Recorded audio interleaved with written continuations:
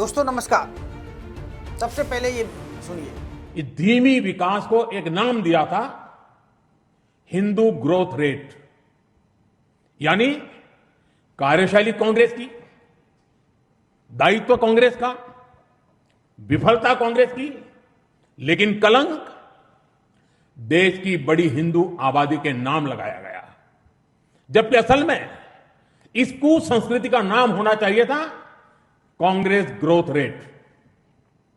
इस Congress growth rate में ना गवर्नेंस थी, ना नीति, ना नियत और ना ही निर्णय। साथियों, आज पहली बार अटल जी के नेतृत्व में एनडीए सरकार आई, तब जाकर हमें एक झलक दिखी कि विकास में गति कैसे आती है। दोस्तों प्रधानमंत्री नरेंद्र मोदी के नेतृत्व में एनडीए सरकार के 12 साल पूरे हो चुके हैं। इन 12 वर्षों में देश ने कई बड़े बदलाव देखे, जैसे infrastructure, digital India, make in India, UPI, expressway, Vande Bharat से लेकर रक्षा क्षेत्र में आत्मनिर्भरता तक हर क्षेत्र में भारत ने प्रगति की। भारत ने कई क्षेत्रों में अपनी मौजूदगी मजबूत की और इसका सबसे बेहतर उदाहरण जो अंतरिक्ष का है। लेकिन वैश्विक मंच पर भी भारत की किस तरह अपनी ताकत बढ़ा रहा है, यह पूरी दुनिया देख रही है। लेकिन 12 साल पूरे होने के बाद प्रधानमंत्री नरेंद्र मोदी ने सिर्फ अपनी सरकार की उपलब्धियों की चर्चा नहीं की बीते दिन। उन्हें देश के राजनीतिक और आर्थिक इतिहास के एक ऐसे शब्द को चर्चा में ला दिया जो दशकों से बहस का एक विषय रहा है, और यह शब्द है हिंदू रेट ऑफ ग्रोथ। दरअसल प्रधानमंत्री मोदी ने सवाल उठाया कि अगर नीतियां कांग्रेस की थी, सरकार कांग्रेस की थी और फैसले भी कांग्रेस के थे, तो फिर आर्थिक विफलता का ठप्पा आखिर हिंदुओं के माथे पर क्यों लगाया गया। अब सवाल यह है कि आखिर हिंदू रेट ऑफ ग्रोथ क्या था। तो आपको बता दें कि दरअसल आज़ादी के बाद, यानी 1947 के बाद, भारत की अर्थव्यवस्था लंबे समय तक धीमी गति से आगे बढ़ी। 1950 से लेकर 1980 के दशक तक देश की औसत जीडीपी ग्रोथ करीब 3 से 4% के आसपास रही। उस दौरान दुनिया के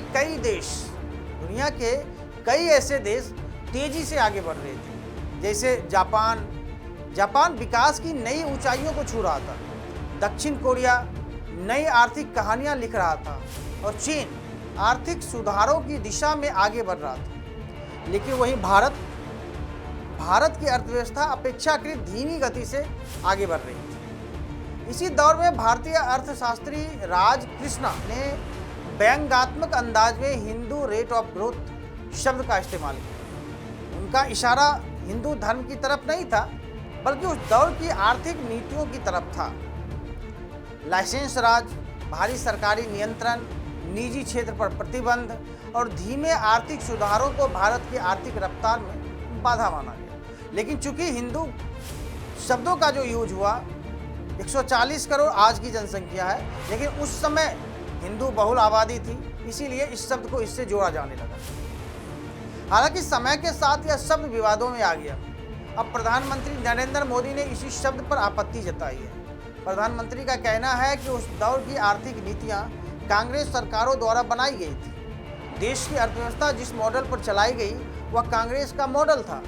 ऐसे में जब नतीजे अच्छे नहीं आए तो उसे कांग्रेस रेट ऑफ ग्रोथ कहने के बजाय हिंदू रेट ऑफ ग्रोथ क्यों कहा गया। प्रधानमंत्री मोदी का तर्क यह है कि असफल आर्थिक नीतियों का दाग हिंदू समाज के नाम पर चिपका दिया गया। उनके मुताबिक यह केवल एक आर्थिक शब्द नहीं था, बल्कि ऐसा नैरेटिव था जिसने भारत को और हिंदू पहचान को कमजोर करके दिखाने का प्रयास किया। इसी वजह से 12 साल पूरे होने के मौके पर उन्होंने इस मुद्दे को उठाते हुए कांग्रेस पर सीधा हमला बोला। प्रधानमंत्री नरेंद्र मोदी ने कहा कि धीमी विकास को एक नाम दिया था हिंदू ग्रोथ रेट। कार्यशैली कांग्रेस की, दायित्व कांग्रेस का, विफलता कांग्रेस की, लेकिन कलंक देश की बड़ी आबादी यानी हिंदू आबादी के नाम पर लगाया गया। जबकि असल में इस संस्कृति का नाम होना चाहिए था कांग्रेस ग्रोथ रेट। इस कांग्रेस ग्रोथ रेट में ना गवर्नेंस थी, ना नीति, ना नियत और ना ही निर्णय।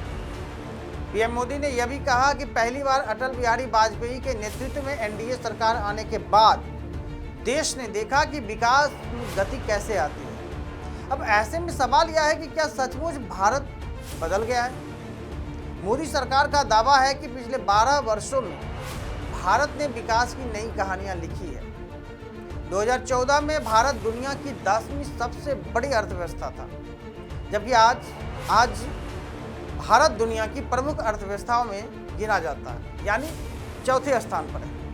यूपीआई ने डिजिटल भुगतान की तस्वीर बदल दी है। हजारों किलोमीटर हाईवे बन चुके हैं, रेलवे का आधुनिकीकरण हुआ है, एयरपोर्ट नेटवर्क का विस्तार हुआ है, मोबाइल मैन्युफैक्चरिंग में भारत दुनिया के बड़े खिलाड़ियों में शामिल हो चुका है।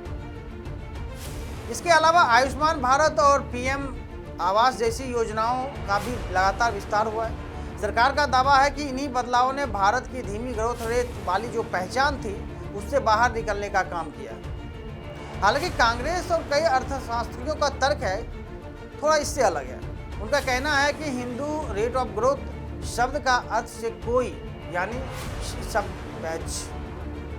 उनका कहना है कि हिंदू रेट ऑफ ग्रोथ शब्द का धर्म से कोई संबंध नहीं था। यह केवल उस दौर की आर्थिक नीतियों की आलोचना के लिए इस्तेमाल किया गया एक व्यंग्यात्मक शब्द था।